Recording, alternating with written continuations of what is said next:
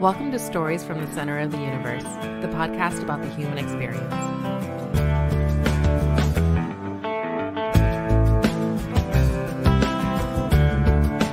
David Chappell, welcome to the Center of the Universe. Paul, thanks so much for having me. I guess we should start with how I connected, or how we connected. You know my dad, and of course I know my dad. And your mom. And so how do you know my parents? Well, Larry, couple of reasons. One, sort of Randolph-Macon College related. Of course, your mom worked there for many moons. And your mom and dad have gone to a church that we've gone to the same church for a number of years, so I got to know them through that capacity.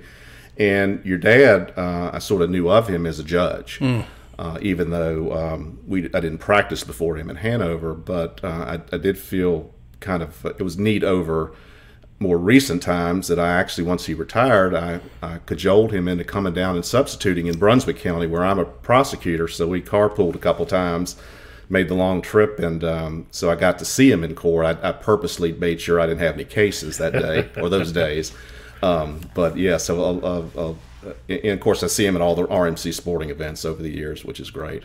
So, yeah, when you and I were talking over the phone a few days ago, you were not happy that you weren't able to go to Fort Wayne to see the Final Four. I know Larry and Brenda did. They did. I saw them on television. Oh, did you really? I did. I watched the championship game. I didn't see him. Or maybe I did see my dad at the end. It may have been at least one of the two games in Fort Wayne. I definitely saw them in the crowd. Yeah. Either the semis or the finals. So it's kind of deep. I'm glad for them. Yeah, happy for them. It's a shame that people that wanted to go out there weren't able to make it, but still fantastic that Randolph-Macon won. Yeah, they used to have it in Salem, which would have been so nice.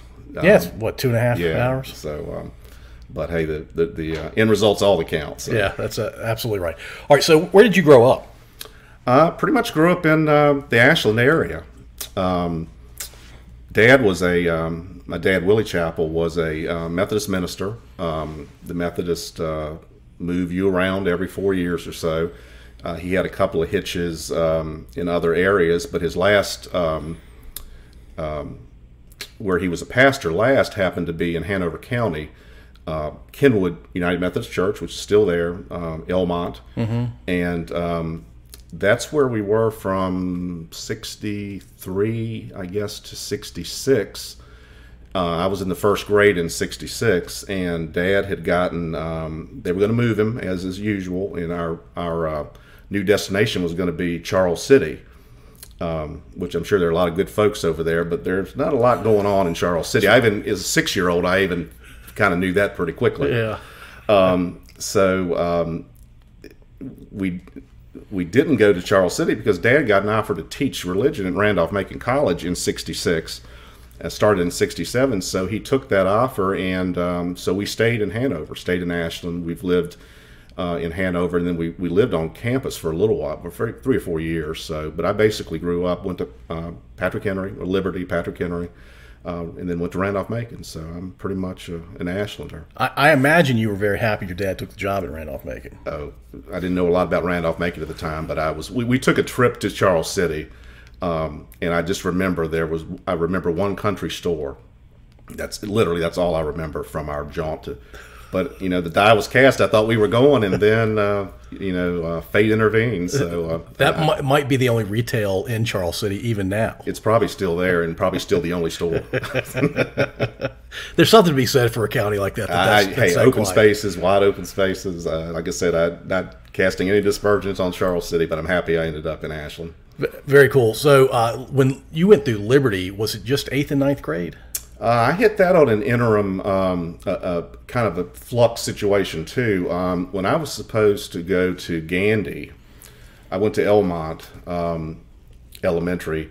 When I was in the first grade, when Dad was at Kenwood, it was the traditional 4-room old-timey schoolhouses. They had a wood stove in each. Even then, it was about to become a thing of the past. That was only for the 1 year, and then they built the Elmont Elementary School, which is still there and functioning very nicely in Elmont. But that was, one of those things that it wouldn't they had to have a change of some sort, even back in the '60s. But so I finished the 6th grade at Elmont, but then when I was supposed to go to Gandy, which was the next level up in Ashland, because they were 4 through 7 back then. Right. They were in the process of doing something they had just built the new Liberty Junior High, and for some reason Gandy was not available that year. I don't know if they were renovating it or whatever. So when I was at it was called Gandy at Liberty. So for my 7th grade, I actually physically went to the new Liberty school, but it was technically Gandy for that 1 year. And then I stayed, then everything reverted back. So I was in Liberty the 8th and 9th grades physically, but I was 3 years in that building. Right.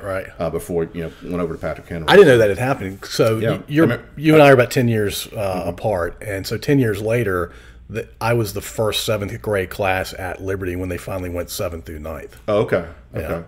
I just remember they would ship in the lunches at Liberty, I guess because they may not have even had that capacity yet. But so we would get the styrofoam lunch things brought to. So it was interesting. But yeah, we were Gandy at Liberty. I've never heard that. Yeah. That's what a fantastic part of the history. Yeah. I mean, and I can't remember what the issue was, why our group couldn't physically go to Gandy.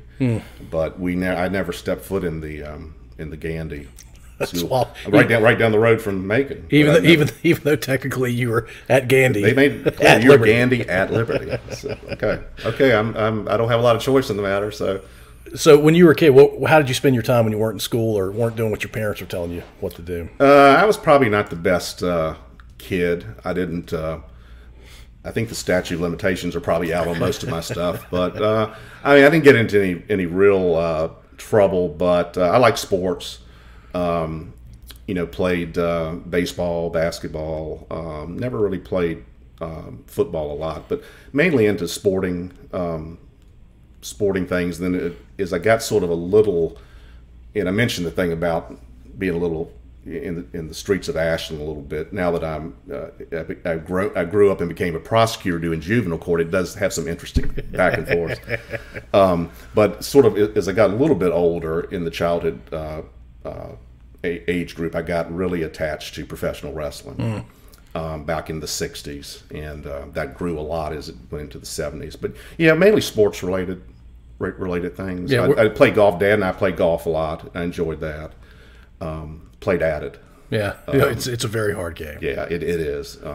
Built-in levels of frustration that ultimately I didn't feel like I was never going to be, but so good. So I didn't really take it seriously. So it became a pure recreation thing. But you didn't play until you were a teenager? Yeah, I was probably. Dad started me off pretty early, but it was probably early teens when I started playing. I know I'm a natural left-hander, and Dad wanted. I guess he had higher aspirations for me. He said, "No, the courses are built for right-handed players." So he got me the right-handed clubs, which I wasn't really comfortable with. I'm not saying I'd have been good as a lefty, but it was like, gee, I'm just not going to be but so good. But so do you play righty or lefty? I ended up playing righty, but I think lefty may have been a little more natural. Wow. Yeah, but I don't know if you remember the old Ethelwood course that was off of what's now 295 in northern Henrico County, right around where the Atlee-Elmont interchange is. We was part of the Hermitage Country Club, and we joined Hermitage for a while, and we particularly played Ethelwood a lot. And it was a lot of fun. I mean, it was good father-son bonding. That's really cool. Yeah. So when you were playing baseball, did you bat left-handed? Yeah. So I throw left-handed. You clearly but I right-handed. I'm just sort of messed up. Yeah, but you're a dominant lefty for most things. It sounds like. Yeah. But you really, other than writing, which I don't write real well, but yeah, really more predominantly left. Huh. Yeah, that's. If I'm your dad, of course I have hindsight. I'm giving you some left-handed clubs. They did exist back then. Oh yeah. They were harder to come by, but I just remember that that you'll be better off playing right-handed, even though you're not naturally right-handed. Okay, I want to make it clear. I don't think I'd have been any good left-handed either. You might have been slightly better. Yeah. We I just take golf. I think at first I just tried to take it too seriously, and we would actually go out and play with some Randolph-Macon professors. I remember that vividly. Okay. Yeah. And they have long since left, but some of them took the. I know you've heard of Dr. Earl Moreland, who was the president of the college back in the 60s. We went out, Dad and I went out with one of the religion professors at the time. Didn't stay for very long. But we went with Dr. Moreland. And so there were the four of us playing golf at the old Laurel course, which is now a subdivision. But I'll never forget, Dr. Moreland was teeing off, and he just like hit a pop fly. I mean, like straight up in the infield fly, which was kind of embarrassing to start with. But unfortunately, the other professor went under, camped under, and caught it, and brought it back to Dr. Moreland. That I think even as a young kid, I wanted to be somewhere else. That may be why he didn't stay around as a professor so much longer. But Dad and I would joke about that over the years. We had several other good outings with professors. That I think one thing is maybe folks took it a little bit too much serious, and I took it too seriously too at first, until I realized I ain't gonna be so good. Let's just rip it and have fun. Yeah, I didn't play until I was into my young adulthood, and I never took golf that seriously. Yeah, I don't think you can unless you're really good enough to be at some upper echelon of something, you know. Well, you're naturally talented, and you're willing to spend 8 to 10 hours a day working on your craft. Yeah, absolutely. Yeah. What's your fondest memory from your childhood? Well, what would you define childhood year-wise? Under 18. Okay. It's kind of odd. It's kind of hard to put into, to define it real clearly. But as I said, I didn't take a lot of things real seriously. Like I said, I was a mischief maker. I didn't commit any crimes, or bad crimes anyway. Nothing felonious. Yeah, right. But, I sort of just kind of floated through childhood. I mean, I didn't, I'll give you one example. I was a pretty good basketball player, and I was good enough at Liberty where the Patrick Henry coach wanted me to play Patrick Henry while I was still at Liberty. There was one little problem about it. My grades were so bad at Liberty that they wouldn't let me. Wow. And, at that time, it was kind of a downer, but I didn't really take it seriously. It wasn't that big a deal. But when I got into the 11th grade, I, again, was sort of floundering around. I actually, you might remember how the report cards were done. Then you took them home. You may not remember, but basically they were subject to being tampered with. Okay, so I didn't do very well. This was the pre-digital age, right? Oh yeah, very much. This was 1975, and I was in 11th grade. Flunked some first 6 weeks. Got an F. I'm not proud of it, but I doctored it. When I took it home, I doctored it and made it either a B or an A, whatever was easy. B's really easy. Yeah. So, so that's sort of where I was at that juncture. So I thought I'd gotten away with it. Unfortunately, for me at the time, the teacher, who's actually became a dear friend, and she's still a dear friend, they did the horrific thing of, without my knowledge, calling my parents for a conference. Of course, there was no internet. How dare they? Yes. So this all happened without my knowledge. So my father came home, Dad came home, and told me what had happened. I got busted, basically. And from that, a light switch went off. That not only made me look bad, made him look bad. Yeah. He's a college professor at this point. Exactly. All the stuff that they had done for me. And so that was sort of the something changed. And after that, I did very well at the end of Patrick Henry, when I was at Patrick Henry, although I'd done so poorly in Liberty that my grades were so bad. Even when I graduated, I didn't have a very good GPA. And, I sort of blew off whatever the test is you take, in addition to your grades to get into college. So I couldn't get into any colleges. And Dad was teaching at Randolph-Macon, so I applied there, and I only got in, I'm convinced, because of Dad, right. Which, I'm very grateful for. But again, I felt bad about it. And in fact, the admissions director at Randolph-Macon, and I was furious at the time, but he did probably what he should have done. He told me, "You don't belong here. You're here, but you don't belong here." And they're like two people sitting next to you. I don't think you're going to make it. I don't think you're going to be one of the three that will make it. And was he trying to inspire you, or is he just? I think so. Yeah. But in whatever, but I owe him a great debt of gratitude. So sort of what happened after that incident at Patrick Henry kind of went forth at Macon, and Dad finished second in his class at Randolph-Macon by this much, Phi Beta Kappa. So I feel like I was very proud that I turned it around. I finished 7th in my class, Phi Beta Kappa, and I know that made Dad really happy. So I just feel, I feel like that sort of turnaround is sort of what I feel like. Best phone call of your life, it sounds like. Yeah. And that's what kind of turned it around. So it's kind of an odd, it was, but that kind of. No, that's a great answer. Kind of defining moment, yeah. No, that's awesome. All right, so Randolph-Macon, I was going to ask you because I grew up in Ashland as well, and my mom was a professor at Randolph-Macon. Right. She's like, why don't you come to Randolph-Macon? It won't cost anything because I work here. And I'm like, yeah.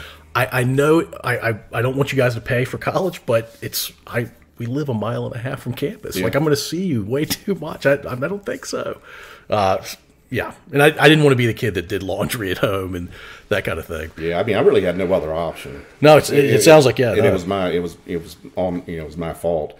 But it was sort of funny as I got in there and I was starting to do pretty well at Macon.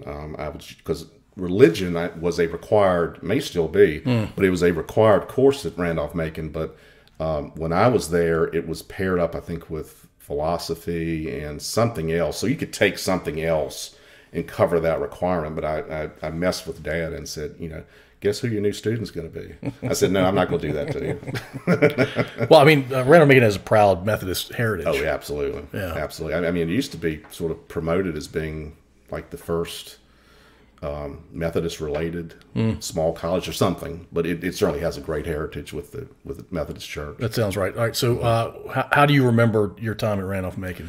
Besides academics, because being 7th in your class is pretty darn impressive. I mean, I pretty much focused because of what had happened before. I lived at home. I was sort of like you; it just didn't make any sense. I was fortunate to get the free ride. In retrospect, it probably would have been better had I lived on campus, because I think I missed out on some things. But there's a social aspect to college.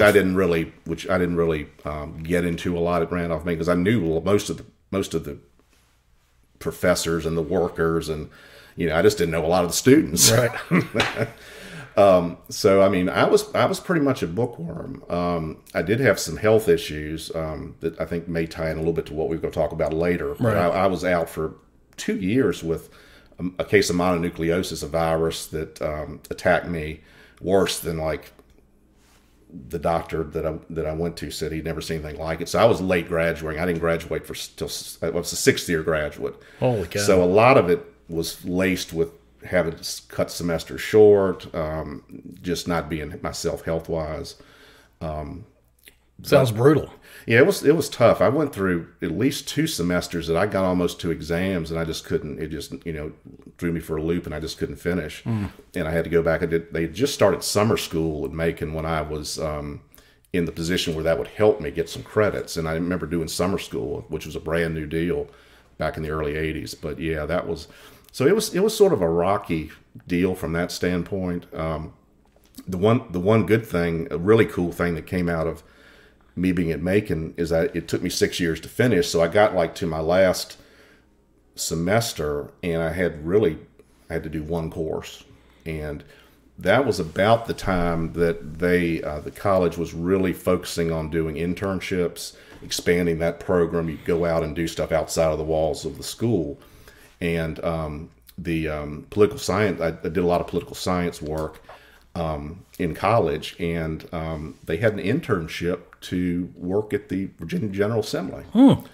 And I said, well, I don't have any other classes I need to take. Maybe that might be worth doing. So Howard Davis, who was local Ashland, great guy. He actually placed me with a delegate at the Virginia General Assembly, which was Frank Hargrove, who was Hanover's delegate. Maybe the most famous person from Hanover County. Frank was wonderful. I had the most wonderful experience. So I did the internship with Frank. Knew Frank. Frank was at Dad's church at Kenwood, so we knew the Hargroves, and that made it better too. But I hadn't seen Frank in a work capacity. He was an insurance man, had a big office right near, pretty close to where Virginia Center Commons is now on the Hanover side.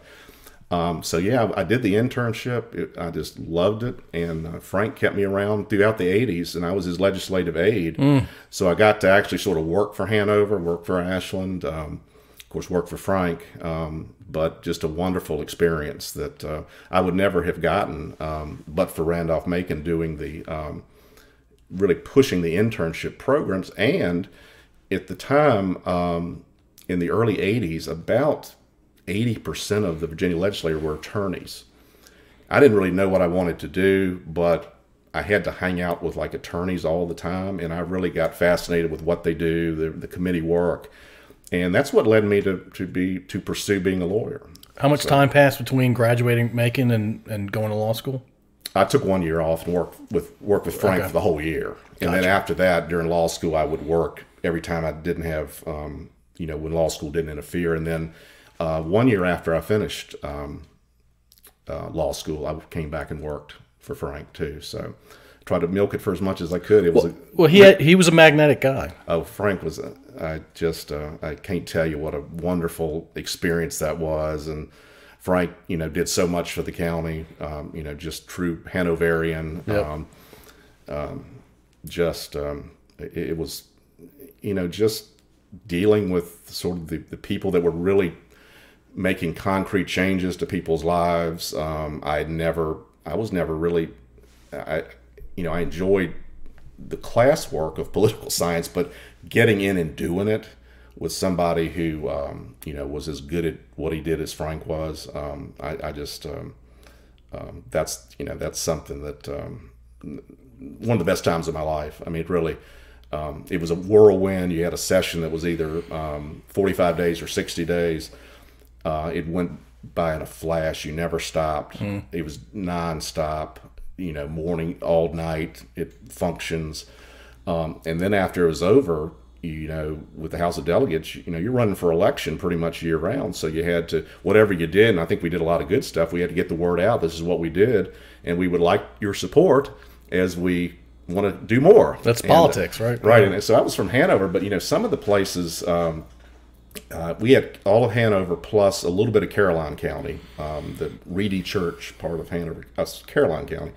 But there are parts of Hanover that I wasn't all that familiar with, even living. So it was good to get out to other parts, to go out and, see people. I mean, I wasn't an introvert, but I was not an extrovert either. So it was good for me. And of course, not being in college, in the college setting, it finally got me out, and I was seeing a lot of people, and that was good too. No, it's great. But yeah. So that I think built me into a much better person, better rounded person. And Frank was a big part of that. He, I think I got comfortable there. I think I did well. I think he thought, I could do more, and he kind of gently pushed me on because I would have been happy to stay there. Where'd you go to law school? That's an interesting story. It's connected to Frank too. I'd done very well at Randolph-Macon. So luckily I had sort of my pick of the litter, so to speak.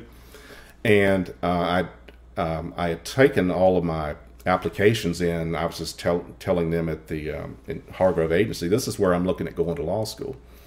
And I wanted to get away. I had not at Randolph-Macon, I'd lived at home. I just wanted to go somewhere, get that experience even a little later in life.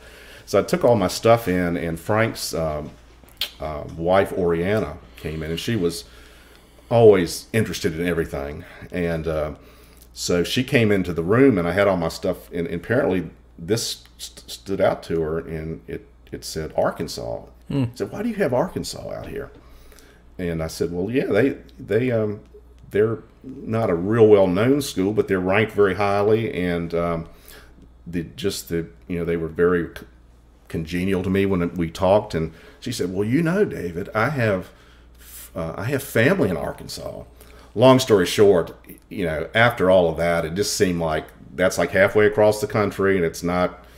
A lot of people don't know about it, but I took the plunge and went halfway across the country to become a Razorback, and I absolutely loved it. And you sound like a proud Razorback. I am. I could call the Hogs. Luckily, they can't see that. Yeah, there's no video for that, but yeah. But it was.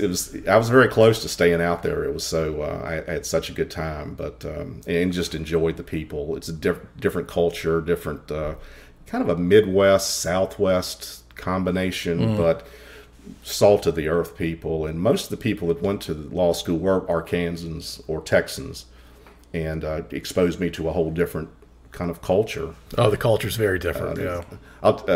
This is kind of bad, but I fell in love with the place. But Arkansas will be Arkansas. So we're doing the tour for new students. This would have been in August of '84, and so they're taking us through the library, and these students are at their carols studying or whatever. But I noticed in each carol, there was like a circular, I don't know, it's not a cup per se, but something that like is built into the carol. But each of them had, and so I'm like with all these Arkansans, we're going through there, and of course they knew what it was, but I didn't. And I actually, the leader or whatever, I said, can you tell me what that? And they looked at me. That's a spit cup, don't you? Okay. But it was a great law school. I keep up with a number of professors. There are unfortunately a number of past, but professors and my students, my fellow students, and made lifelong friends there. And I follow the sports religiously. They're very good in Division I. Across the board. They had a nice run in basketball this year. They did. They made the Elite Eight the last 2 years, and but football. That just and a lot of people don't know it. They've won like more track championships than any. I would not associate Arkansas with track and field, but they've won an inordinate number of track and field national championships. So it's a prideful thing to them because much like I think we may talk about our area where we don't have professional sports, but Arkansas doesn't either. So right. When football season hits and the main universities in Fayetteville, which is in the northwest tip of the state, everybody will get their Winnebagos, and Fayetteville becomes the biggest populated. It's bigger than Little Rock during football season. And it's people that's the professional sports, and that was an eye opener too when I went to my first football game. Yeah, you're not in Ashland anymore. And we played Texas, and it's like that one is ever a life and death thing. It became pretty clear that was the next month or so is going to be dependent on one's mood as to how that game went. It's crazy, right? It is. Yeah, people from Virginia don't have a deep appreciation for football in other parts. Very of the country. different. It's just the nature of the beast out there. Is that it's the only game in town. Yeah, and but it makes it great. I mean, it's oh my God, it was amazing. It's fun. It's cool to rally around the team. Oh, it is. Way. It is, and they really it becomes a very large extended Razorback family, and they have a chip on their shoulder. I mean, and they will tell you that. I mean, they're next to Texas. Normally, they feel like Dallas and Texas gets better players. They're just uppity, and so it's like we're the little guy, and they make the most of it. I mean, really, it works for them. There's a kernel of truth in it, probably, but they milk that, and they do really well with it. Well, Texarkana starts with Tex. Hey, it's not Arkansas Tech or whatever. Yeah. So you almost stayed out there. Yeah, pretty close. I was 87. I had to finish in summer school, and I had that summer. It's kind of like my Randolph-Macon. My mom had a bad car accident, and I had to take a semester to come back to Virginia. So I was a little late finishing, but I had that last late semester kind of. I was teetering back and forth, though, but too much here. I mean, just too many connections ultimately brought me back. But yeah, what a great place out there. Did you take the Arkansas bar? Or? No, I came back and took Virginia's. Yeah. And Virginia bars, that's pretty tough, right? Tough, yeah. It was tough. That particularly when, even though I'd worked in the legislature and familiar with Virginia, I'd never, I didn't go to law school that featured Virginia law, and part of the component of that is, a Virginia section of the, and it helps if you went to law school, right, in Virginia. Not necessarily, cast your die one way or the other, but makes it, you're in better shape. So I had to take a review course, and really, that was sort of my 3 years of not having Virginia law education crammed into 3 months. And yeah, we are a Commonwealth, and that introduces some uniqueness that Arkansas Law School probably didn't care much about. Exactly. Yeah. Exactly. So, all right, but your connections brought you back. Yep. And when you came back, was Dad still a professor? Or he retired by that point? He was winding it up, but he was still he stayed on until 92, and I finished in 87. Okay. So he was winding it up. And when you were growing up, did you know your dad was a World War II vet? I did. Probably the first thing I remember was I was very young. I guess Dad got out of the shower or whatever, and I just noticed he had like a big gash in his back and his shoulder, and it wasn't an open wound or anything, but you couldn't miss it. And I asked him, I said, "What happened?" And he just mentioned I can't remember, it was many years ago, but just said basically I got shot in the war, and that's about all. That was my first exposure to it. And then as I went through school, probably history and government and that kind of thing, we would hit World War II, and that, because I knew Dad was in World War II. That would lead to some questions of him, mainly I think for school purposes, and didn't get a lot of feedback. He never put me off, but he tried to change the subject. And later, as I got older and understood a little more about it, I kind of had an idea why that may have been the case. Yeah. But in later in life for him, when he was in his, early 90s, he ended up moving in with you. Yes. And somebody who had been, you and I talked about this in our phone conversation, somebody who'd been quite quiet about the topic ended up talking a lot about it. Oh, that was probably the one thing that I didn't really expect, because he had been so quiet about his service. But whatever led him advancing years, what had changed his persona as far as talking about it was a complete 180. In fact, I didn't have to ask anything. I would say every day had something about Germany. And I think, part of it is as I heard more from him about it, I think it was so bad, so brutal, that he repressed it for many years. There's no other way around it. That's how his mind dealt with it, yeah. And then it's at some point the floodgates opened and it all came out. So it was, it was sad in some respects. He was like a walking encyclopedia, though, on the war, and he had experienced a lot. He was there.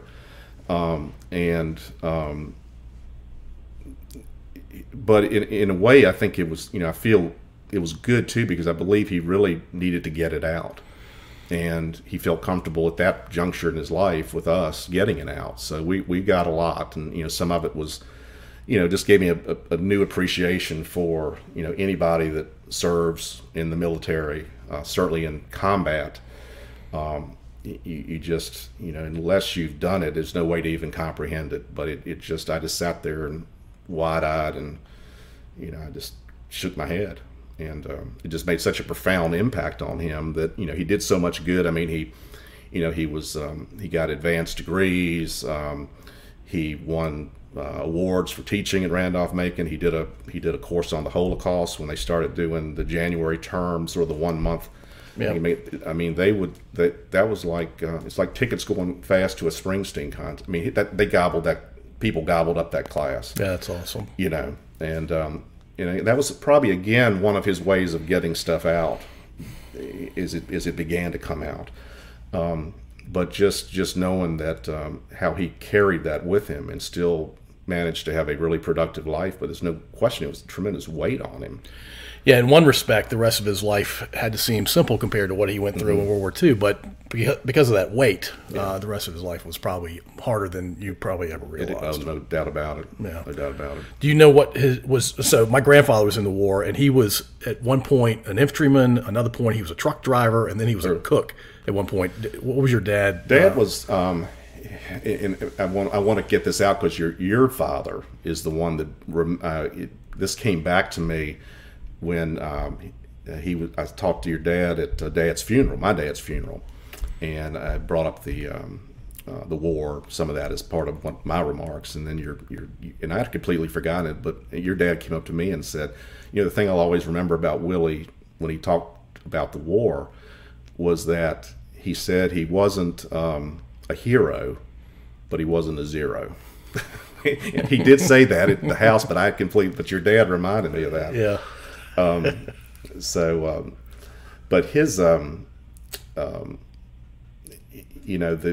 he told me as things came out, I believe he did have some role. I would say all roles are important, but like in the kitchen for a while, he was like the early, when they first come out, some of the earlier jobs that they would, I guess everybody may have had to do. I mean, I would not say menial in a bad way, but if you get my point. Sure. Things have to get done. But his biggest role and what he talked about the most was he was in the 1st Infantry, and where he got wounded was the Battle of the Bulge, which was basically at the Ardennes Forest, and he would talk about that a lot. That's where the war basically, it may have turned before then, but that's when Germany essentially withered away. And within that was the turn by most within folks, 6 months they they surrounded Hitler in Berlin. But he would go on, and it was like a history lesson, Paul. I mean, he would talk about the one thing was just the weather, the horrific winter conditions, which actually played into the Germans. And he would get into that part of it too, about how these things were timed because of the weather. But how many of his cohorts froze to death. He would see them in the foxhole frozen to death. That's unbelievable. Yeah, I mean, who today in the lives we were lucky enough to live can have that stowed away somewhere? I mean, I can't even fathom it. But you people that you've been alongside are laying there dead, frozen to death. And if they weren't dead, they were losing limbs and extremities because of frostbite. And he would talk about that. He would talk about his people next to him not only being just killed through German weaponry, but the weaponry of the climate there. He would tell me that because of the forest, a lot of they would actually be shot at through trees, up in trees. In fact, he believes that's how he got shot. It was it came from a tree, came and got him in the shoulder, and it could have been shrapnel from who knows where it bounded around, but that's what ultimately got him. But he talked about the terrain, the tanks that really were inoperable a lot of that time. It was it was harrowing to hear. The other thing that's interesting is that the Germans, this was it for them. I mean, everything was. But they actually did a wonderful job of using prisoners of war. And Dad talked about the prisoners they captured and talking to those prisoners and getting insight from what the Germans were thinking. But they had disguised, they'd gotten with American prisoners and basically they took their uniforms, they tried to work on accents, and they basically were impersonated. The Germans, basically impersonated Americans and massacred. And you didn't know who friend or foe was.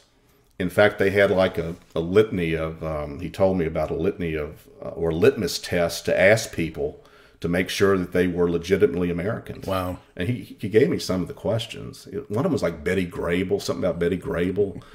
But yeah, what a he painted a picture that was really something I could not even fathom. And that's when it hit me that, well, no wonder he didn't want to talk about it back in the 70s.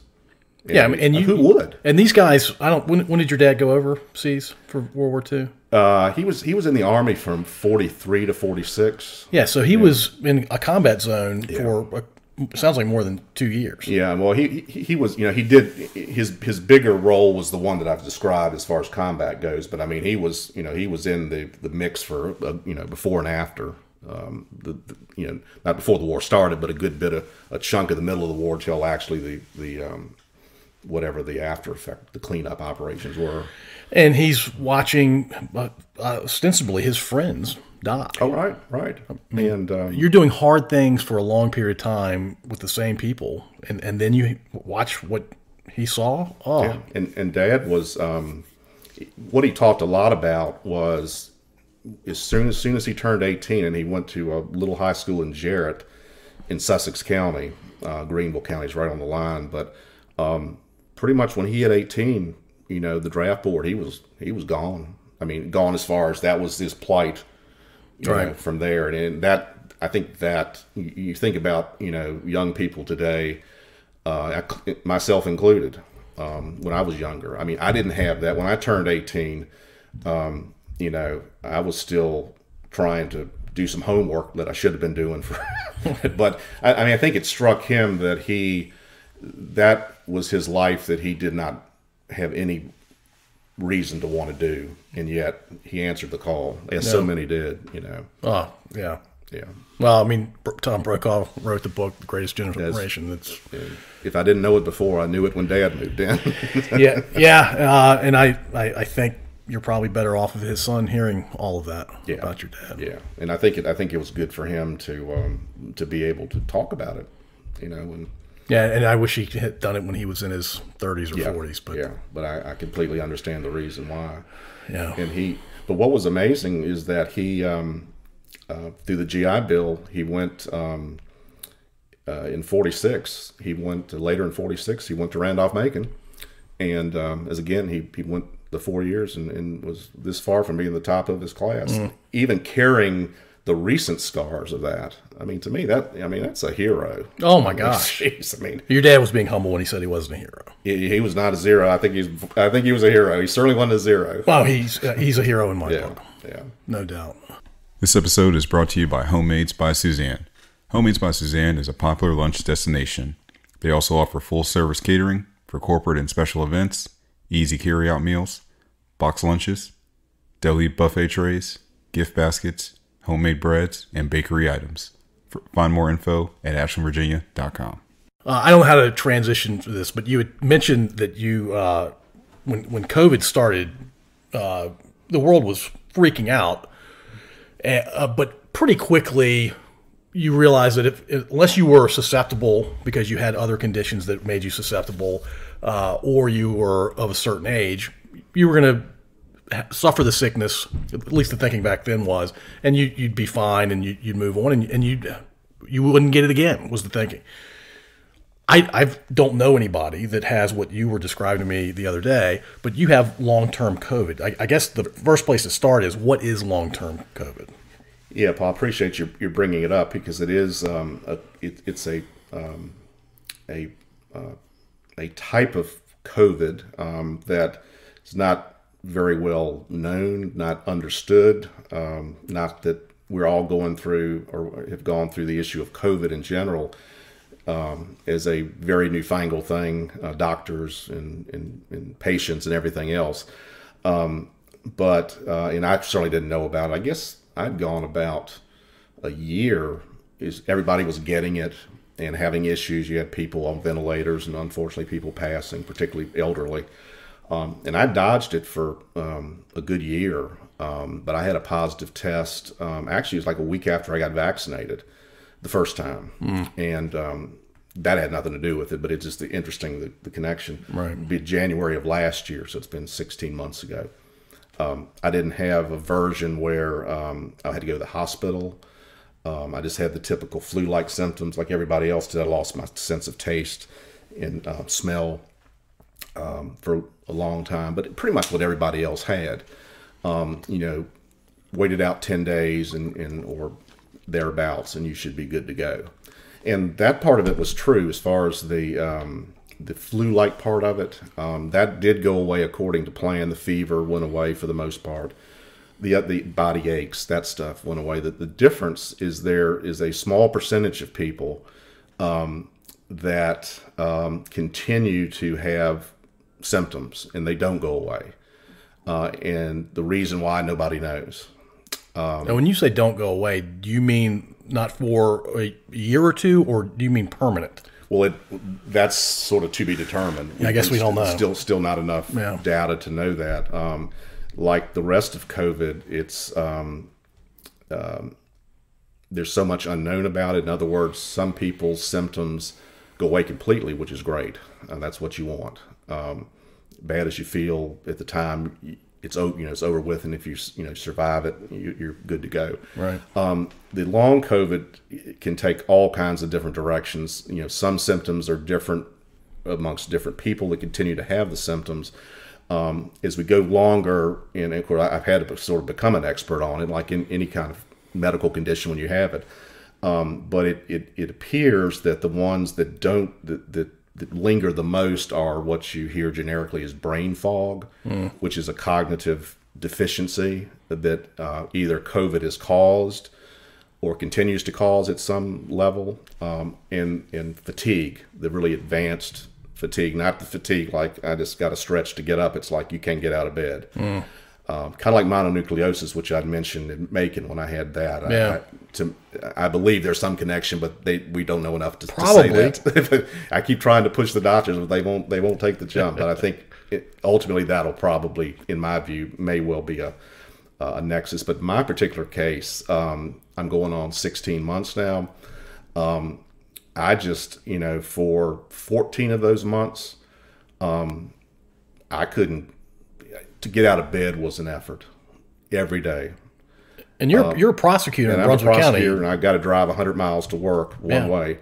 I used my leave up, and then I had to make a decision. Am I going to try to keep? Nobody really knows how to help me. I've had all the tests. I've had brain scans. I've had blood work. Every conceivable test. Everything comes back normal. But the undeniable thing is, I'm not. I can't. I don't have energy to do anything. I don't have the mental faculties to do, particularly the job that I do, where we have to sort of put thoughts together, and you're thinking all the time. That's sort of what we hang our hat on. And my problem, Paul, is bad. I went back to work, and luckily I've been doing it so long. A lot of stuff, I kind of know now my limitations. I know what I can do, things I shouldn't do, because people's lives hang in the balance with what I do. But stubbornness is a big part of it too. I didn't want to give in. But I kept hearing, just stay the course, don't push it. It looks like people have their own timelines, but you had a really bad case of mono. It took you 2 years back when you were 20. You're 60 now. We don't know, but just keep giving it time. And so, basically that's what I did for about a year. Continued to try to slog through it. Not thinking normally, judgment not right. Can't put sentences together like I used to. Well, you're doing really well today. Yeah, well, I'm having a good day. But what got me, Paul, was about this time, early this year, which would have been about the year anniversary of me getting it. I thought I was getting worse. In other words, I felt worse. My head was just, the fog was getting denser. I was feeling worse. I thought my cognitive abilities were getting worse. And I just said, I've got to do something. I can't. If this is the die that's cast, so be it. But I've got to do everything I can do to see if there's a way out of this. Or if not, I'll just have to adjust to a very different life. So had got more specialists involved, and finally, about 2 months ago, I got admitted to a long COVID rehab program in the Richmond area, Sheltering Arms. I'm not a spokesman for them, but I will sing their praises because they've been they've been my life raft. They put me through a regimen of physical therapy and cognitive therapy, which I'm still doing the cognitive part now. And I'm basically, relearning to do certain things. I'm relearning how to tackle something beyond a one issue thing where I can focus. And it's been a remarkable turnaround. I'm still ongoing with that, but the moment that you think you may have got it whipped, and I had a reality check about a week ago, I got hit with another wave that I hadn't had for about 6 weeks, and it was tough because I thought I might have had it whipped. So this past week, it was the same deal, and the thing I would just, if anybody has this issue, because a lot of people have it and they don't say anything about it. I mean, Paul, there have been a tremendous number of suicides, people that have this, because you don't, I can understand, because people they feel so bad, but they're not confined to bed, so people look at them and think they're okay, but they're not, and that weighs on you. I'm not saying nobody believed me, because I have some really good healthcare providers, but a lot of people, there's nothing wrong with you.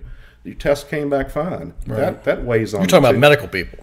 Well, the medical people have been, great, but other people, I suspect, don't have the same people that I have around me, and may just, it doesn't take much when you're at that, and you can't function. Nobody knows what to do.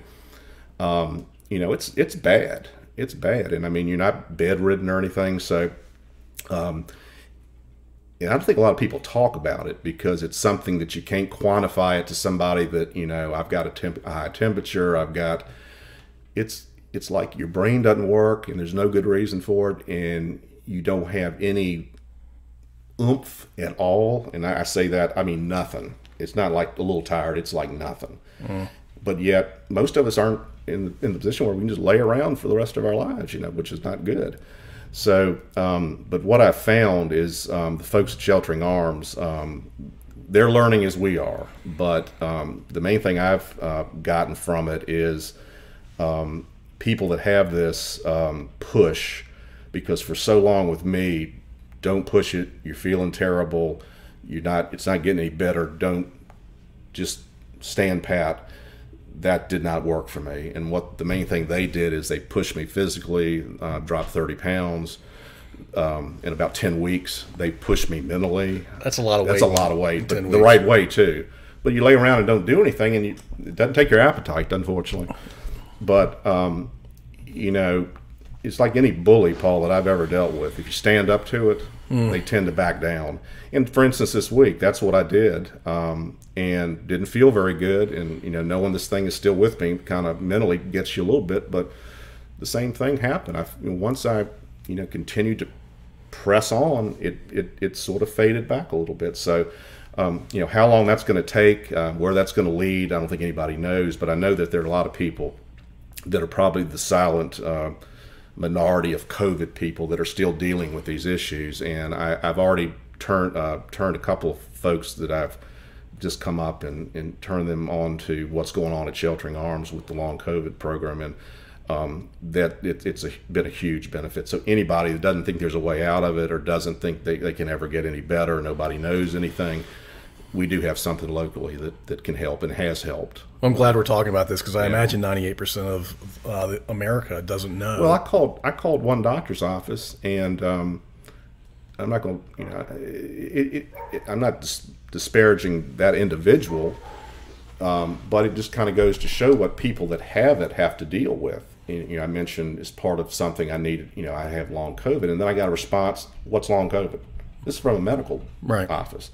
And again, I'm not, but that's therein lies the problem, that so many people don't know that there is such a thing, and how debilitating it is.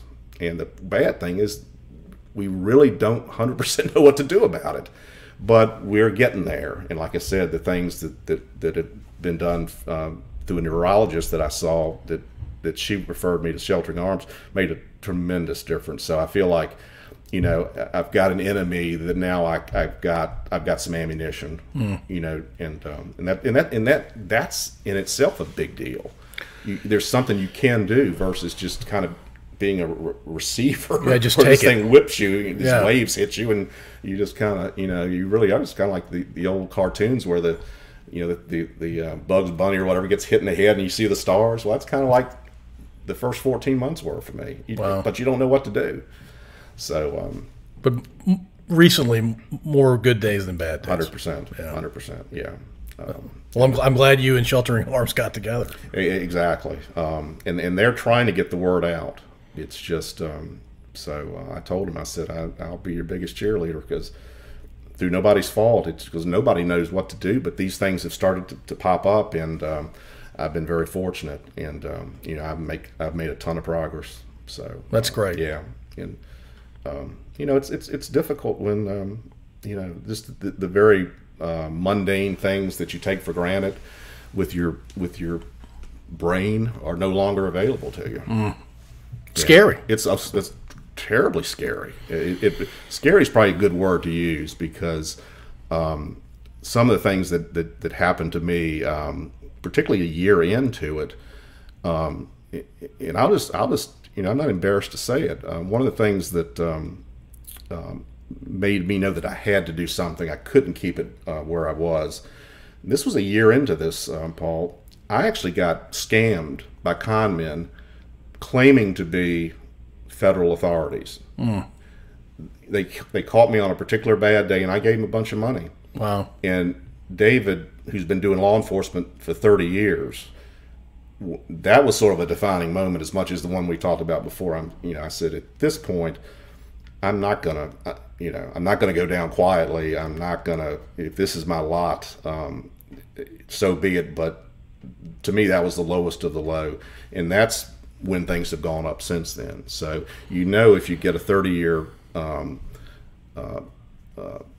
pretty savvy, I would say, prosecutor, because you do it that long, you pick up a lot, to get scammed by people. Yeah. That's not the brain that I have. Right. And so I knew at that point. So it's been like a 180 in a lot of ways since that. So, but that was tough. That was tough to stomach. That's a very low point for somebody who's done what you've done. Exactly. For your adult life. At that point, you can't say that stand back, stand pat, let it continue to, I just felt at that point that, it couldn't get, brain-wise, it couldn't get much worse. Judgment-wise, it couldn't get much worse than that. Right. It's very nefarious foe. It really, this thing will get you. It'll beat you down, and it'll just, it's hard to explain, but it's debilitating. But you're doing better. I am, and it's great to finally feel better, because it's for so long you don't even have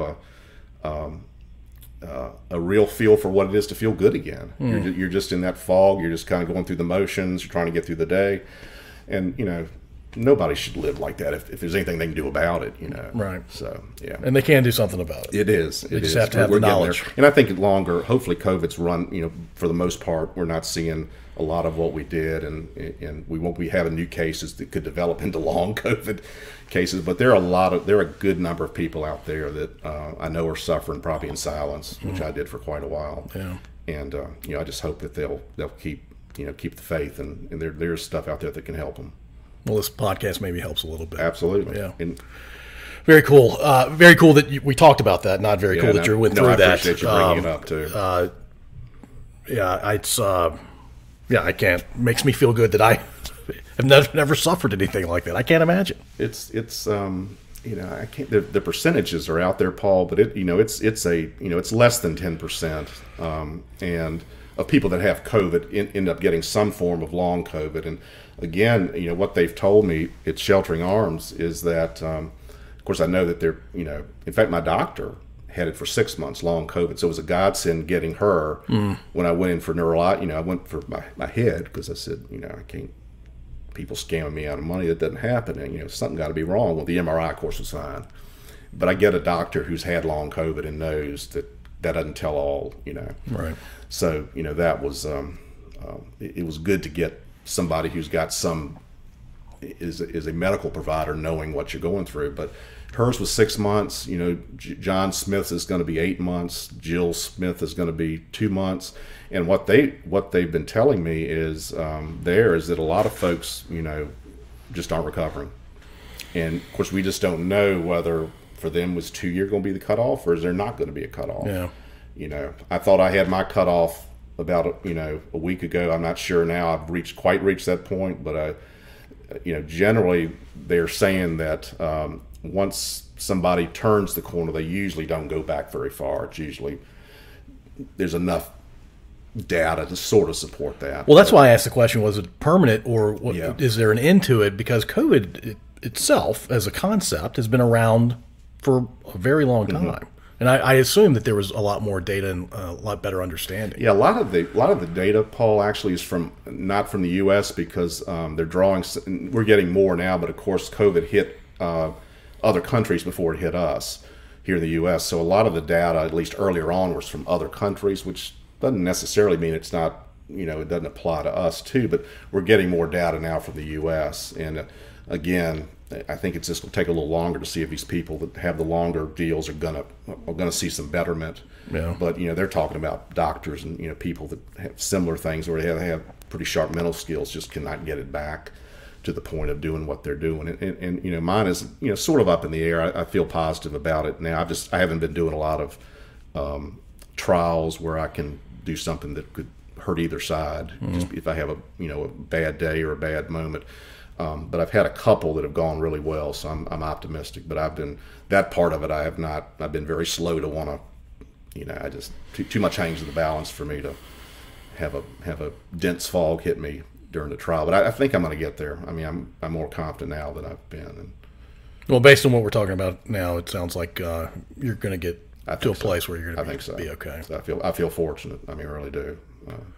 All right, once again, I can't transition very smoothly to the next question.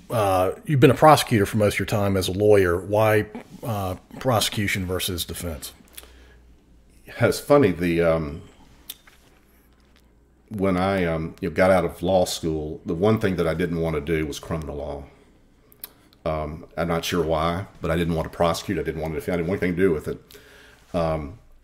So when I took my first job down in Emporia, Virginia, which is in Greensville County, near the North Carolina line, and I had family in that area that drew me to that area.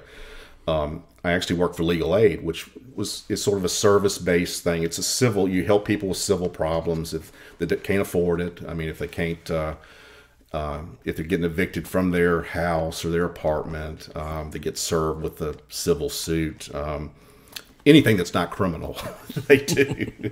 So I'm on the street. I remember this vividly. I'm on the street in 1989 down there. A new person as far as their legal community. And I'm just walking down the street and somebody passes me and had a coat and tie on, and he said, aren't you the new guy in town? And I said, yes, sir. Well, and he said, well, I'm the Commonwealth's attorney here in Greensville. I didn't know him. And he said, we've just got the new prison in Greensville that has death row. You may have heard about that. And I said, yes, sir. He said, well, people, they don't always behave in prison. And so because of that situation, the comp board has given me a new position. Would you be interested in it? And I said, I've never done a criminal case before. He said, well, that doesn't matter. I said, well, he said, come on, let's talk about it. Long story short, I ended up becoming their assistant Commonwealth's attorney down there, which means I did criminal cases as a prosecutor. And I never would have thought I would have gone that direction. I wouldn't have, but for that chance meeting. But I really enjoyed it. I enjoy working with, you work closely with the uniformed law enforcement. I have great respect for what they do. It's a very hard job. It's a hard job. It's, there's a lot of stuff going on now where, they're catching a lot of heat for certain things. It's a tremendously difficult job. When I look at them now, we have pretty much camera footage of every stop, every interaction, which is a good thing because I spend most of my day watching that, Paul, in the hypersensitive, heated situations they get into and the level of decorum and professionalism they use is amazing. I knew it all along, but seeing it on these body cams just hits it home hard. So I always enjoyed that. I always enjoyed trying to help victims and witnesses that are involved in a very traumatic experience. I enjoyed that aspect of it. So I continued to do that when I first started, and I found like I really enjoyed it. I've done defense work too. After I did a couple of years as an assistant, I actually wanted to try my had at starting my own law practice. So I did that in a adjoining county, Sussex County. I hung out the shingle, which was difficult. I mean, it's I'm sure it's even more difficult today. But I was in private practice myself for about 3 years, and I did defense work as part of that. And of course, having done the prosecuting part of it before, it gave me a kind of a full specter of what goes into the dynamic of the criminal justice system that I work in. I'll give you a funny story though. I didn't mention when I did my first job was as an assistant Commonwealth's attorney. At that time they were part-time, so we were able in that office not only to do that part of the job, but to do a private practice on the side. It was allowable. I don't think it's a very good idea. Now you can't do it, but as part of that, I did defense work in Sussex County that was next door. I got on their court-appointed list. So, and it led to some interesting dynamics. I would be in Greensville County prosecuting somebody in the morning, and they would, I'd find them guilty. Some of them I found guilty, some not guilty, but the ones that I found guilty, they would end up going to jail sometimes. And so when I went to the adjoining jurisdiction where I did the defense work, I would go into the jail to interview my clients for the defense work in that county. Well, I remember a couple times as I was going to meet with my client to defend him, the guy that I just convicted and the other would pass right by me. Therein lies the problem why they don't allow that anymore. It sounds like a bad idea. Yeah, so that was pretty uncomfortable. But I did the private practice, and it was tough. Because you're running the business too, right? It was not only it was a business more so then, and at that juncture, the Commonwealth attorney in that jurisdiction had been there a long time. He wasn't particularly well liked, kind of abrasive. I liked him personally, but he'd been there 32 years. And I said, "What do I have to lose? I'm gonna run." And I beat him by a whopping 6 votes, which actually is 1 vote. To my dying day, I think it's 1 vote because we had a recount and I lost 5. I think 5 votes I probably should have lost. I didn't technically lose, so it's 1 vote. But anyway, wow. So that sort of put me into being a Commonwealth's attorney because I was the elected for that in that jurisdiction for that 1 term. And although I had a short stint defending after that, I've pretty much been a prosecutor since then. So again, the same things. I have great respect for the defense bar. I would say my closest friends in the legal community are defense attorneys that I work with. They have a tremendously difficult job. We have to have them, to do their job well for the system to work. And, they're having done it, I know how difficult it is. And if we do our respective jobs the right way, I think generally we'll get the right outcomes, whatever that may be. I think we're looking, in my view, as a prosecutor, you just want to see that justice is done. If that means an innocent person walks, then that's the right thing. Yeah. You don't want to, obviously wrongfully convict anybody. You want to be, temperate in your sentencing. If you do convict somebody, try to look at the whole person. I do juvenile court because that's its own animal. A lot of prosecutors don't want to do it. I think that's important because, if we can save young people before they become career criminals, that's a victory. That's part of the gig, right? Yeah, that's the way I see it, and I'd like to think any good prosecutor thinks the same way. But it's rewarding, like any job. It has its day. There's never a dull moment. But in the long run, we have a big role to play in the system, and if you don't have a prosecutor who I think looks at it in the right way, you're going to have problems. And so I try to look at I don't keep account of wins and losses. I don't think that applies to a prosecutor. I think if you come out of it thinking you put your best case on, the court decides or a jury decides, that's justice, and that's what's appropriate. You've objectively done your best. Right. And wins and losses should not be part of it. And I hate when people talk about winning cases and losing cases. That's I understand a lot of it's used generically, but to me it presents the wrong, the wrong. It projects the wrong thing, and young in like anything else in Paul, as we go through the ranks on anything, young prosecutors, I think, like young law enforcement, young whatever, there's a gung ho. You got to, what we do, you really do have to make sure that you keep the real reason you're doing the job. It's not to notch your belt. You got somebody, that somebody else couldn't get. Maybe they didn't have the evidence. That's why they didn't get it, But it really, every day you just got to, what's the right thing to do? And that's where like a college like Randolph-Macon has helped. I mean, they instill things in you there that don't necessarily go with a class, but integrity, honesty. Dad was in a lot of things this one about Germany, but he mentioned being on the honors council. And how he took, he reported people that and he took a lot of flack for it. And that's kind of what we do. I mean, we take a lot of flack if, we maybe make a decision that people don't agree with. Well, that's something that we've signed up for. I mean, we need to try to do the right thing. And that's, every day that's what I try to do. I don't look at this case, man, that's, judge made a mistake or what, the jury, why did they do that? I don't think you can function like that. So that's why, it's important to have a level, good functioning brain to do what we do. Not so much you have to be smart. I think common sense plays a lot into it, hopefully good judgment. But that's pretty much what I do. And to me, it's always a challenge because just to treat, in my case now it's Brunswick County is my community, but as part of the community is the defendant, and you've got to weigh and balance what's best for everything to get a just outcome. And it's, that will always be difficult, but it's also rewarding.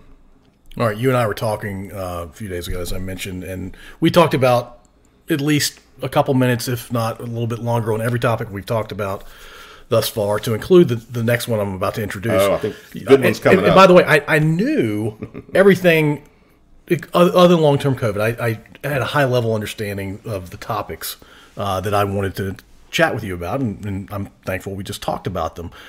You shocked me with the next topic, your love and dedication to professional wrestling, especially in this part of the country. That's probably the you mentioned hobbies and things like that. Right. This has been a wonderful journey in a very unlikely venue, I suppose, using a legal term. but it goes back to really the time that I was kicking around Gandy at Liberty or Liberty, Patrick Henry. Again, a big sports fan, but overall played sports and love to watch them. But Central Virginia, we really don't have like the Central Virginia, gladiators or what. I mean, never have, and I'm not sure we will anytime soon. But the one thing that was a constant for me on Saturday afternoons was an animal called Mid-Atlantic Championship Wrestling. As a young kid, it looked real. It was sort of a combat sport, the way it was presented back in the 70s when I really got into it, where you had larger than life individuals, physically and personality. And it's not like now where you have, or maybe more so like in the latter 80s where you had Hulk Hogan and Ultimate Warrior, they painted them steroid. Wasn't that, but you had legitimately really big men who could talk a blue streak. They were entertaining, and they got it. You thought they were going to, it looked like a contest to the death. Yeah. And I've always enjoyed, I think, I don't know, I'm sure you have things in your office too. I have the Man in the Arena. And there's always been a part of me that I like being in the arena. I like whether it be the courtroom. I did a short gig for arena football when I kind of was their beat writer. I mean, I just love sort of that part of it. And just sports in general. You have to have a winner and you have to have a loser. In wrestling, kind of fit that in that it's good against evil. It was sort of, that added on top of it, and it just mesmerized me.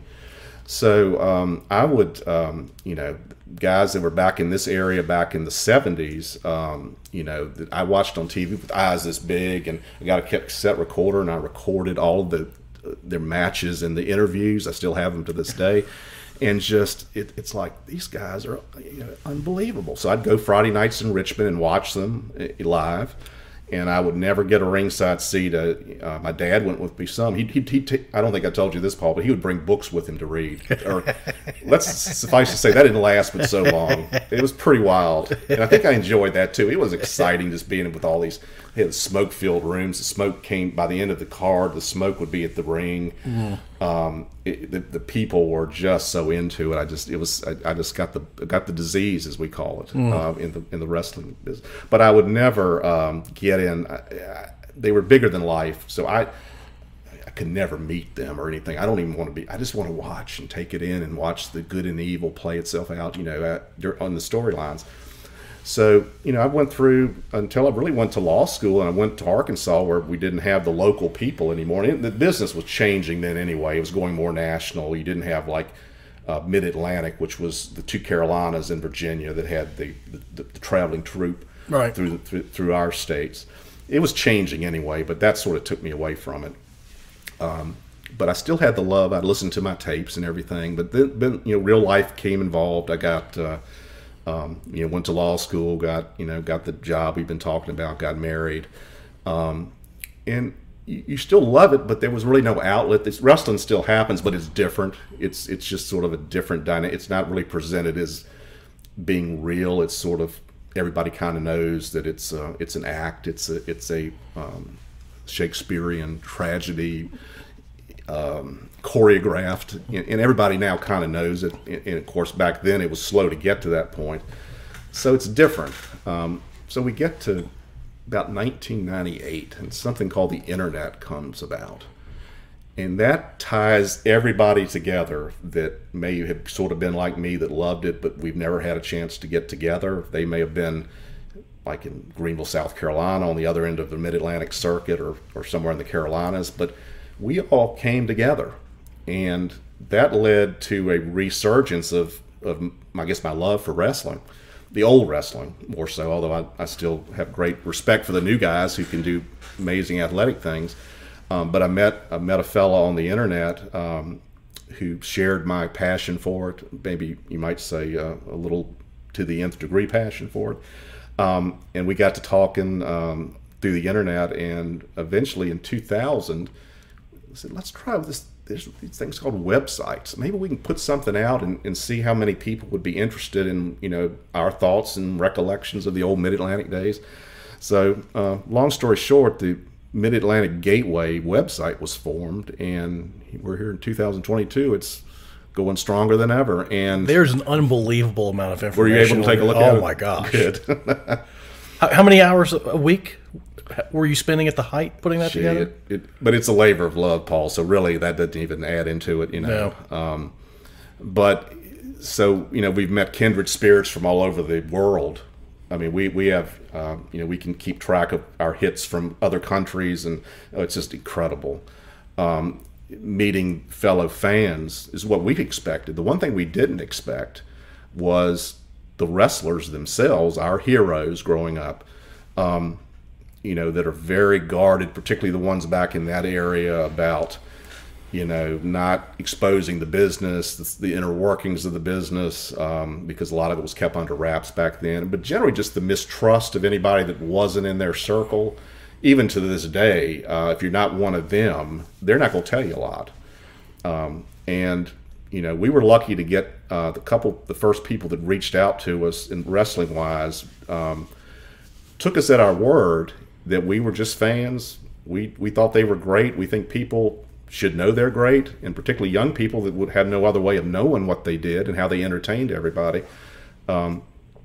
We were lucky that they believed us, and the old term "put somebody over" is a wrestling term for they're okay. You can trust them, and so it just kind of spread like wildfire. So we not only got a great following worldwide with fans and announcers and everybody that had something to do with the business, but the wrestlers themselves, which was completely unexpected. That's not why you did it in the first place. No, and I think that came across. I mean, we were just not out to make a buck on them. We don't make any money off the site. And I've made some of the most wonderful friends of people that I would have. It's kind of like, don't ever talk to your heroes because they'll disappoint you. Don't ever meet your heroes because they'll disappoint you. Well, that was my philosophy for a long time. But when the website got going, we did it. And I can tell you, Paul, not one of them is disappointed or even come close to it. I probably have disappointed them. I doubt that. But they've become, lifelong friends. And I mean, close friends. And unfortunately, a number have passed away, but I feel very fortunate that the window that we had, we got to know a lot of them before they did pass. And there are a number that are with us still that are just great. But yeah, pretty much the people that may be our age area. If you remember, of course, Ric Flair's still very much an entity for the current set, and that probably will never change till everybody knows who Ric Flair is. Rick, but Rick was Rick is one. Paul Jones, Blackjack Mulligan. Names from my childhood. Ole Anderson, the Anderson brothers tag team, Ricky Steamboat, the Minnesota Wrecking Crew, Greg Valentine. Yeah. I mean, basically everyone that anyone that followed the promotion can think we've had some contact with if they were alive when the website started. And even now, I don't think I told you this, Paul, but what's kind of cool is even the ones that even the wrestlers that have passed, their children and their wives are still alive, and they're friends. I'm friends with the wives, or the brothers. People may remember Jay Youngblood, who teamed up with Ricky Steamboat. I just got with his brother. Jay unfortunately passed really prematurely in the 80s, but just the family members are friends now. Yeah, and so that's just amazing, and the lives that they led, the colorful characters, the stories are just incredible. And the really cool thing, Paul, is that all they did, how they entertained, the town to town, working through injuries. There was no insurance. Tough guys. Pretty much worked, sometimes every day, and then a double shot on Sunday or Saturday. And it was a very, very close fraternity. I mean, normal people don't do it. Normal people can't do it.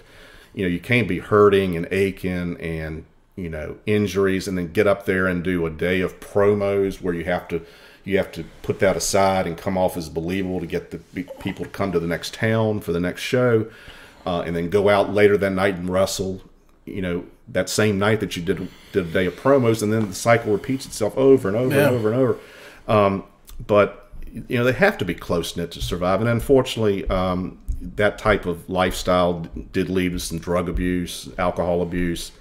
It's no wonder, a normal body cannot really do that, but a lot of them didn't fall prey to that. Certainly in the years we did, or not to a large extent, but they had to rely on each other, and that's why it's such a close-knit fraternity. And our website, to be able to be taken into part of that family. Well, you're reconnecting them. Well, it's true, and it took a long time for them to believe that people even cared about them. That they even made an impact. This was 30 years ago. I've had many of them tell me that I appreciate what you're saying, but people don't. All due respect, we're not a big deal. We weren't a big deal. We're not a big deal now, and I've managed to 100% convince them that that's not true, and that's a huge deal. I mean, to me, that makes the website worthwhile. I've had a couple of sort of these seminal moments where somebody that I've told them, hey, you're remembered and you're loved, and when it happens and I see it and then look at them and I said, see, I told you. There's not enough money in the world that would, make that up. I mean, that's just that's the gold standard for the Gateway. If we can do that, and we've done it. And wrestling, like everything, it evolves. It's different now, but I think anybody, even a lot of the people that do it today, have tremendous respect for the ones that came before, and that's what we're trying to do, is just highlight all the good times that we were able. We didn't have professional teams in the Carolinas and Virginia. You had NASCAR was about the only thing, and they only came to town once or twice a year. Exactly, and you didn't have the direct closeness with the personalities that you got with wrestling. So really, it was the only game in town. And one of the good things, Paul, or kind of the unexpected things, is getting people that never saw these people back. And there's not a lot of footage. Unfortunately, the Mid-Atlantic, they made one big mistake. They did not preserve their TV tapings. They taped over them to save money. And so people can't even go. I had no idea. Yeah, a lot of the stuff that we're into, a lot of the other promotions, you'll have the old footage from the TV. We have virtually none until you get into the early 80s. And, of course, the 70s is what, my website partner and I. So you can't even say, well, pull up YouTube and watch this. There's a smattering of things that somehow survive. But, I mean, there's nothing, in my audio tapes is how I'm able to piece together some of the historical things. Wow. But, yeah, there's no, and yet, by going to the Gateway, these young people will swear by it. They'll say, now this is what wrestling really should be like, even though they haven't seen it. Right. But they've seen the interviews. They've seen, just some of the TV angles, how they were plotted out so well, just a perfect story being told. It's captivating. Doesn't matter what how old you are. So that's been really cool too. Tell our listening audience what the letters on your license plate. Did you see it when I drove up? I did not see it. I'm going to go check it out. When I was Commonwealth's attorney for the one term elected, you get your own plate. I think a number is to your seniority. So when I didn't run for re-election, I had a big decision. I had to get new plates. What in the world am I going to put on my plate? And of course, it's Randolph-Macon plate. I got a Randolph-Macon plate, but I got to figure out what to put on there. So for about 20 years. I got the letters R, F-L-A-I-R, for Ric Flair. And it's funny because a couple of times we took the car in for repairs and stuff, or various things. I mean, sometimes I would just go down the road, and of course, you always worry about, you don't know what somebody in a car, maybe you made a maneuver that wasn't the best and they're upset with you. So I'd say it happened 3 or 4 times a year. I would just get this loud yell, and I'd look outside. I'm thinking, am I going to look at a gun being pointed at me? But it was somebody doing the Ric Flair woo. And then one time we took our car in to Jiffy Lube or somewhere, and the person saw the plate and said, is this really Ric Flair's car? And I said, it's a Honda Civic. No. But now I changed up, Paul. I thought 20 years was enough, but I didn't know what might be available through DMV. But I actually got what I think is pretty good. It's RICWOO. It's perfect. Woo. I think that's probably the best. I'm not intending to give that up. Yeah, I would think about doing that if you didn't have it. Yeah, well, you're going to have to come up with some other variation. Rick, maybe. Yeah, I said I wish I could get one more O, but that's not going to. I think 2 O's is enough. 2 O's is perfect. I think it makes its point. But Mid-Atlantic Gateway, I think if anybody has a love of professional wrestling in this area back in the 70s and 80s, even into the 60s a little bit, it's a treasure trove of there's so much on there. Posters, newspaper clippings, interviews, match listings. Photos. I mean, just over 22 years, we've actually had to archive part of it, and we've kind of gone to a new, more streamlined version. But all the content's there. So I mean, if you really like that stuff, you can get immersed in it.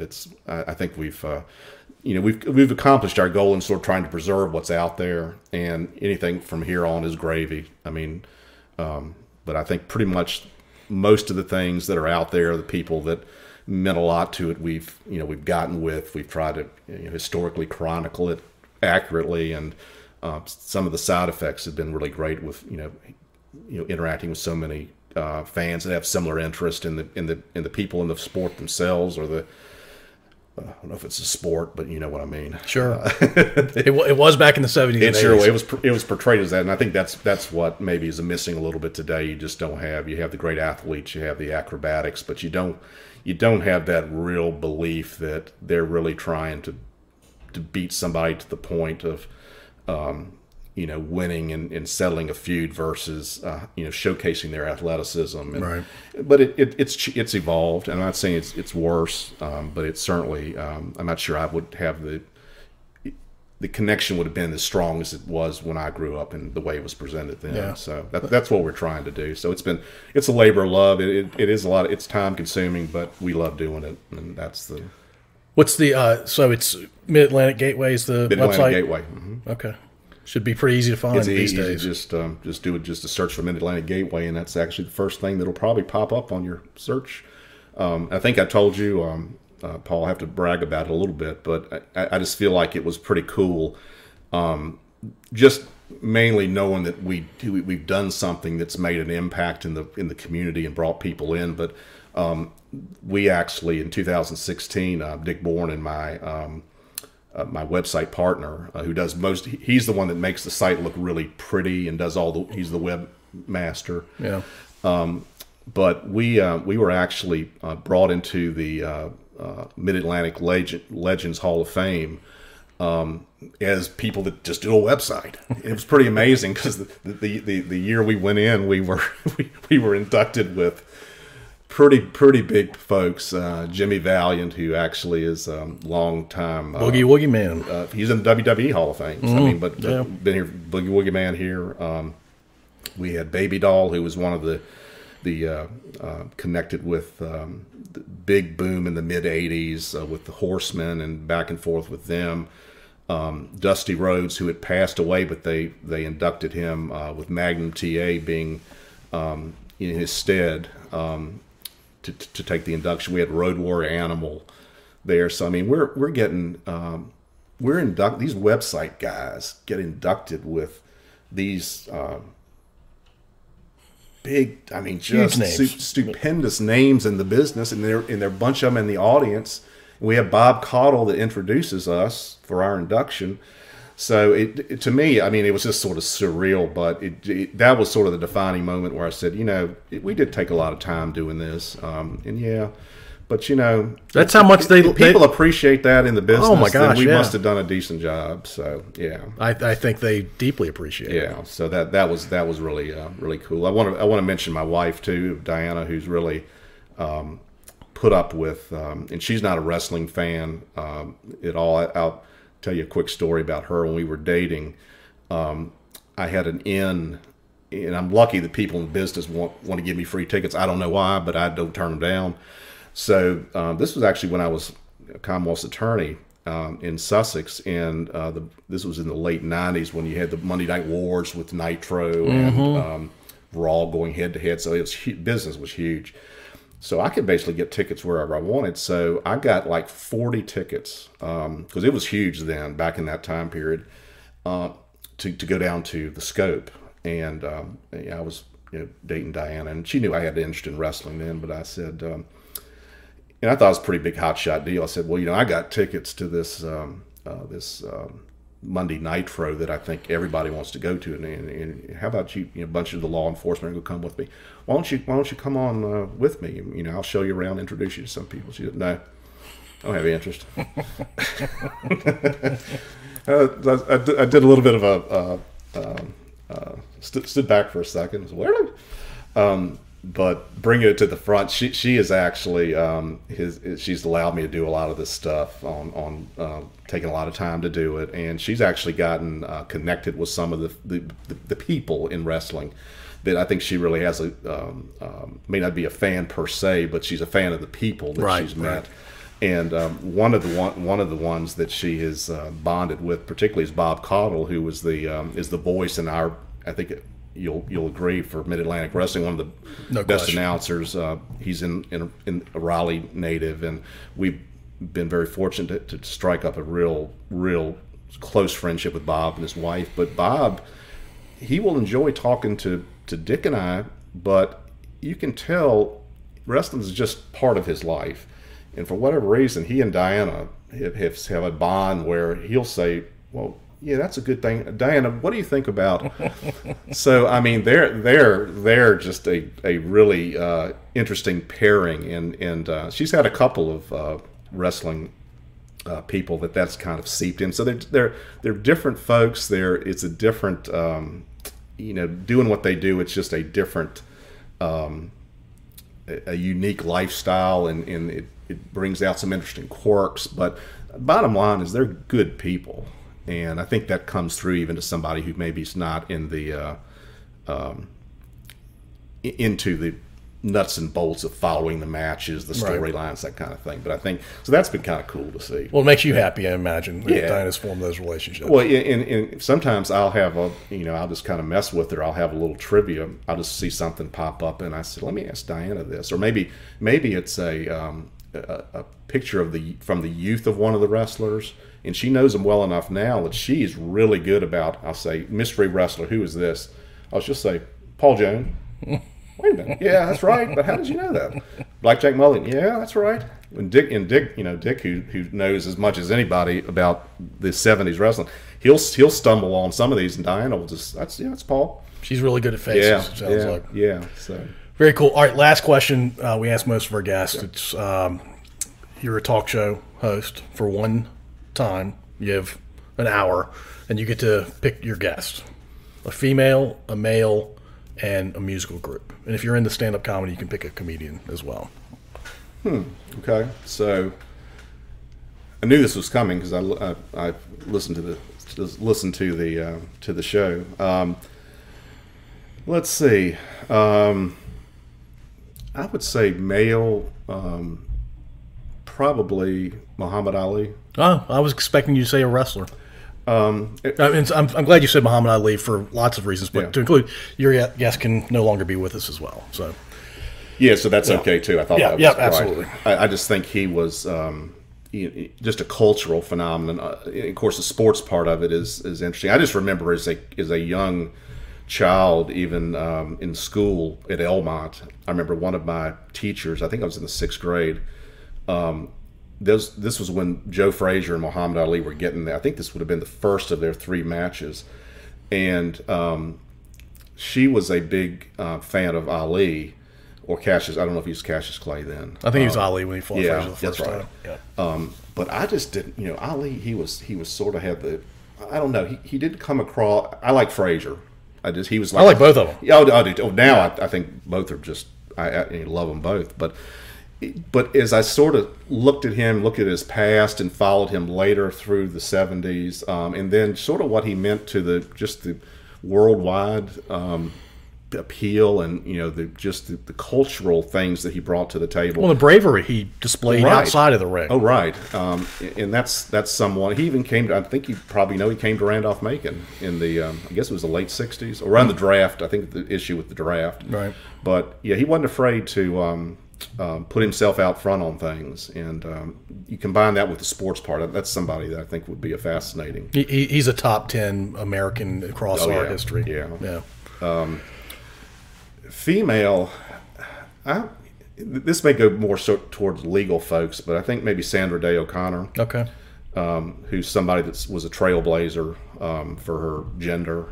And seemingly fairly quiet and humble about all of it. Yeah. I remember one of the cool things in that would go toward more some of her legal prowess as well. But I remember I was lucky enough. I'm a member of the bar of the U.S. Supreme Court, which in my case means basically I can go up there and get a really good seat, better than most. We did that. One of my attorney friends and I went up there, and I felt really good because we were very, we were almost me and you to her. I mean, it was that close, and to see her before she retired. And I just think that that's a really cool moment. Yeah, she brought a lot. I mean, the diversity she brought to the court, the way she held herself, and the things that she must have encountered to get there. And then once she was there, I know they wouldn't have been able to talk about, but so much maybe about in the court. But that would be something I think would be really interesting. Maybe a little legal heavy, but yeah. Cool. What about a band or musical act? I'm really a child of the '70s as far as musical as well. Maybe just going back into the late '60s, very early '70s, probably the Beatles, because they had just so many people in the stratosphere of music all combined at once. And then, of course, what ultimately broke them up. And when I was pretty young, they were still together churning out hits. But then when they broke up, and I remember this even better, they all went on their singles. And then any one of those four just on their singles career as well, which they all had pretty magnificent careers as singles too. So Paul McCartney is still touring, Yep. and my middle kid is a huge fan of the Beatles. She has since she was a little kid. Mm-hmm. And she said, "Dad, can we please go to the Paul McCartney concert?" And I said, "Well, is it anywhere near here?" And of course, it wasn't. We went down to Winston-Salem to watch Paul McCartney, and I've been to several concerts in my life. It blew me away. And he's going to be 80 this month. this was recently. This was 2-3 weeks ago. Wow. He's basically 80 years old when he's performed this concert, and he went for like 3 hours, 15 minutes, and he never left the stage. Unbelievable. He's unbelievable. It's unbelievable. It's crazy. But it was deeply entertaining, and I'll tell you, there were little 8-year-old kids there, and there were people in their mid-80s, and everybody was having a blast. Well, that just goes to show you the depths of what he's done over a lifetime, Yeah. and how it's touched. Age is really not even a factor. Not a bit. Yeah. Any stand-up comedians that you're a fan of? It's not really. I think one of your guests mentions Jerry Seinfeld, which I like a lot. But these aren't really stand-up comics. But the ones that get me the most are like the ones that do impressions, like Rich Little. Oh yeah, he's fantastic. And Frank Caliendo that does the sports. He's very talented. They just break me up. I mean, of course, Rich Little does a lot of the political things too, which I get into. He does the greatest Ronald Reagan. Yeah. And Ronald Reagan may have been like my second choice on the first. Right. Interesting tie into Randolph-Macon. Again, Dr. Davis, who did such a wonderful job, and Dr. Unger at Randolph-Macon. But when President Reagan got shot in I guess it was '81, somehow they were able to finagle a trip of our political science group to the Rose Garden for his first appearance back after being shot. Oh wow. And it was with the Japanese Prime Minister, I think. But that's something I'll always remember too. Yeah, of course. Yeah. But Rich Little can do a great Ronald Reagan.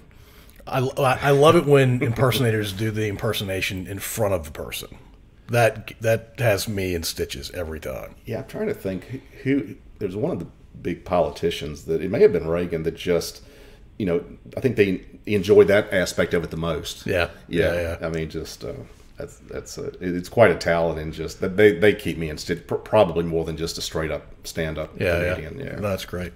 Well, David, thank you so much for joining. I'm glad my parents know you, and I'm glad we were able to connect. And I really appreciate everything we talked about here today. Paul, appreciate you having me on. It's great to talk about Ashland and any Ashland offshoots. Thank you for listening.